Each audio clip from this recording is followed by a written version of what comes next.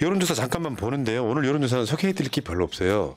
왜냐하면 여론조사가 총선 말고 명절 설 연휴 기간 동안에 안 했거나 그 기간을 지나오기 전에 했던 여론조사들이라 다만 하나는 알려드리겠습니다.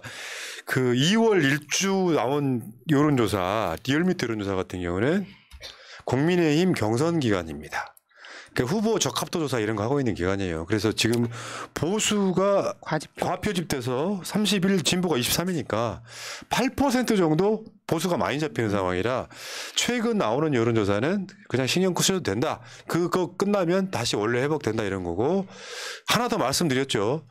최근에 전화 면접 조사가 쏟아지더라. 전화 면접 조사는 민주당한테 불리합니다. 다만 선거 여론조사하고는 관계가 멀어요. 그러니까 선거 여론조사는 물론 여론 문항이나 상관에 따라 달라지겠지만 자동 응답이 선거하고는 되게 연관이 있다 이런 거고요. 자, 오늘 그 여론조사 꽃 나머지 세세한 거는 뉴스공장이나 다스베이다를 보시기 바라겠고요. 지금 지역에 보니까 여기가 황희 의원 나오는 지역구입니다. 이게 양천이에요, 양천. 지금 황희하고 조수진 39.8 대 30.3.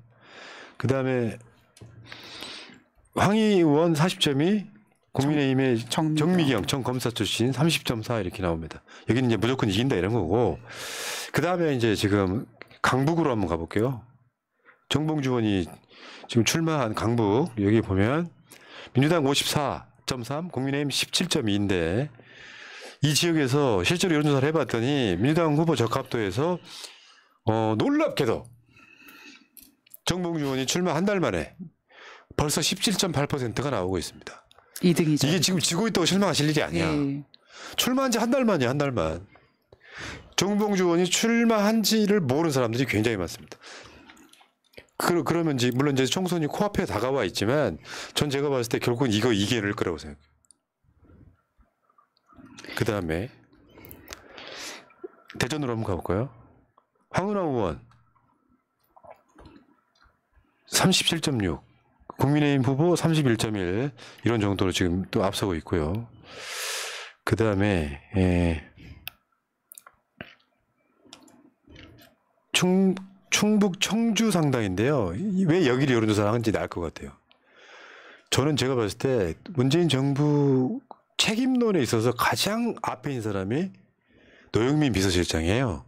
근데 이분이 이게 여러분 그 민주당 총선 그 공천 배점 있잖아요.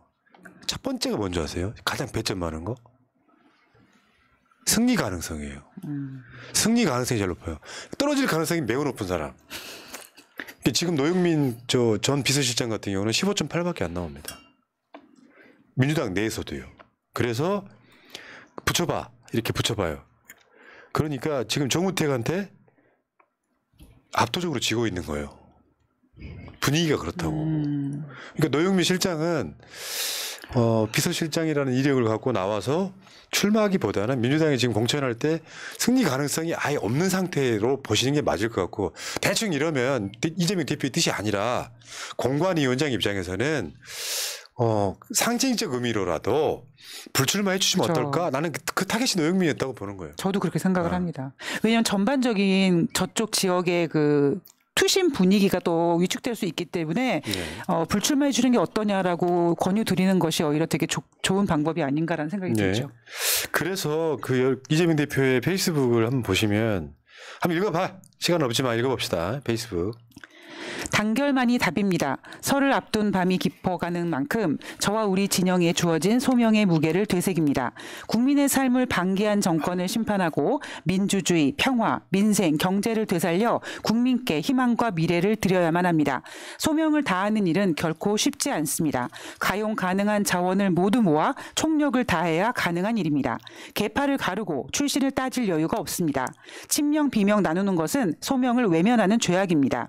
시스템을 통해 능력, 자질이 국민의 기대치와 눈높이에 부합하느냐가 유일한 판단 기준입니다. 오직 단결하고 하나된 힘으로 주어진 책무를 감당해야 합니다. 지금 이 순간도 꼼꼼하게 우리 사이의 빈틈을 파고드는 이관계를 경계합니다. 친명이냐 친문이냐 하며 우리를 구분짓는 행위 자체가 저들의 전략입니다. 오직 주어진 소명에 집중하겠습니다. 총력 다해 단결하고 민생 위협하는 정권에 제동을 걸겠습니다. 당과 지지자 여러분들께서도 힘을 보탤 수 있도록 함께해 주시길 당부드립니다. 예, 그러니까 이 페이스북은 저는 굉장히 많은 생각을 하게 했어요. 단순하게 뭐 드라이하게 우리 분열하지 말자일까요? 나는 이석의 철학이 들어있다고 생각해요. 뭐냐면 민주당이 분열되면 가장 사람으로 가장 피해를 보는 사람이 이재명. 그러니까 이재명 대표는 친명들의 이야기만 듣는 사람이 아니에요. 위치상. 내가 이재명 대표한테 10을 주장을 하면 5 정도 들어주는 게 이재명 대표의 위치예요. 반대로 이재명 대표라고 하는 사람은 비명 또는 반명 이야기까지 들어야 되는 입장에 있는 거예요. 이 이야기를 누구한테 했을까요? 이 이야기를 물론 당대표로서 일반적인 이야기일 수 있지만 이 이야기를 보고 느껴야 되는 사람들은 저는 친명이라고 생각합니다. 그러니까 임혁백 공관위원장의 말이 뭐 친문들도 공천하지 말라를 이재명 이퀄화 시키는 건 말이 안 되는 거예요. 그런 이야기 할 입장도 안 되고 해서도 안 되는 거예요. 당대표 입장에서는. 내가 공천장에 도장 찍는 사람이잖아요. 요거는 주로는 친명들 봐라. 그러니까 이재명을 위하는 것이 결국에는 나만을 위하는 건 나를 위하는 게 아니다. 민주당을 위하는 것이 나를 위하는 것이다라는 그런 메시지입니다.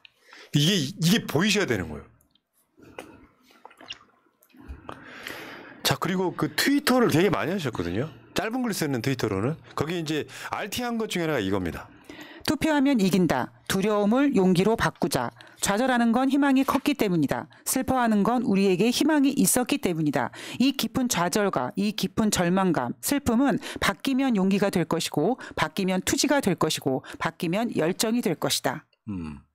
결국 이제 조금만 있으면요, 여러분들이 투표하자는 이야기가 나올 거예요. 투표하면 무조건 윤석열 탄핵이다 이런 주장들이 나올 거고 공감하고요. 이렇게 될 거라는 건데 이재명 대표 이제 그 관련해 갖고 글을 썼고 아까 제가 말씀드린 것처럼 친명이 뭘 주장했다 이런 차원을 말씀드리는 게 아니라 내가 너희들 이야기를 못 들어주는 거를 이해해라는 뜻도 포함되어 있는 거예요. 난 너희들 손만 들어줄 수 없어. 그렇죠. 그리고 비명들한테도 그런 이야기 하는 거죠. 나는 이렇게 공정하게 하려고 노력한다 이런 거예요. 그러니까 이재명 대표를 지지하시는 분들 입장에서는 이게 분열은 결국 이재명 대표한테 가장 먼저 피해가 간다는 건 염두에 두시자 이야기하는 거고 아까도 말씀드렸지만 힘으로 찍어 누른다고 그래서 엄연히 존재하는 세력과 사람이 없어지는 게 아닙니다. 도움 되게끔 우리가 바꿔내는 게 전 지지자 역할이라고 생각하고 그래서 지금 이런 얘기 나오죠. 임종석 공천이 관건이다 이렇게. 지금 이재명 원내대표, 그러니까 이재명 당대표하고 홍익표 원내대표가 지금 이제 원론적인 이야기들을 하고 있는데 여기에 임종석 그 전 비서실장 공천에 관한 부분은 전 이렇게 봅니다. 이게 임혁백 공관위원장의 타겟이 임종석인 것 같지는 않아요. 근데 임종석도 그렇고 노영민도 그렇고 현 지역구에서 지지율이 안 나와요. 문제는. 현 지역구에서 임종석 지지율이나 노영민 지역 지지율이 안 나오니까 공천 관리를 하는 사람 입장에서는 왜 기득권 내려놓는 의미에서 불출마를 하거나 지역구 험지 출마해라. 저는 공관위원장이 할 수 있는 말은 했다고 생각해요. 현실적으로는. 그렇지만 이게 이제 언론이 받아쓰기에는 갈아치기에게 딱 좋은 거죠, 이게.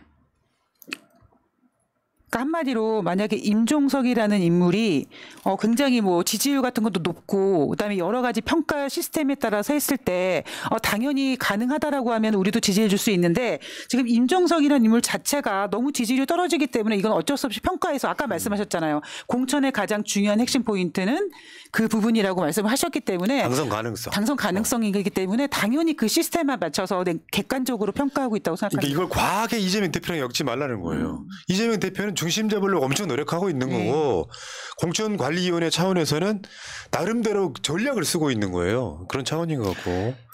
임주성 전 비서실장이라든지 이런 분들은 이재명과 엮이려고 본인이 스스로 노력을 하겠죠. 엮이려고.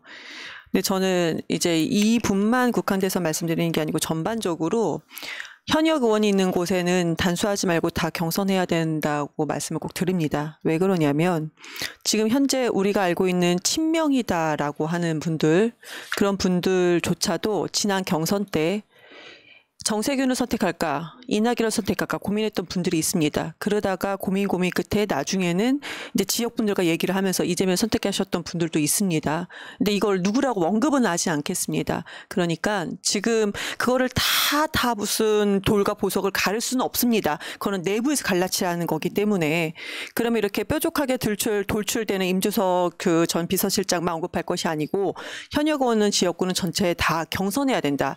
우리가 사표 방지하기 위해서 얼마나 노력했습니까? 그러니까 경선에서도 사표를 방지하는 차원에서 아니면 지지하는 사람들이 얼마나 나오는지 공정하게 평가하기 위해서도 경선을 해야 된다라고 말씀드립니다. 자, 그런 상황들이고요. 이제 그래서 이재명 대표가 이제 급히 설 연휴에 분열하지 말자. 저들이 바라는 그것이 바로 이건 죄악이다. 이런 것처럼. 사람은 단순하게 그렇게 쉽진 않아요. 솔직히 말씀드리면. 저쪽에 막 이렇게 같은 진영 내에서도 뭐라고 이야기하면 내가 반발하고 싶고 이런 측면들이 있잖아요. 자, 이야기는 여기까지 하겠습니다. 더 이상 이야기 거론하는 건 좀 별로 안 어울리는 것 같고 2부로 잠깐 갈게요.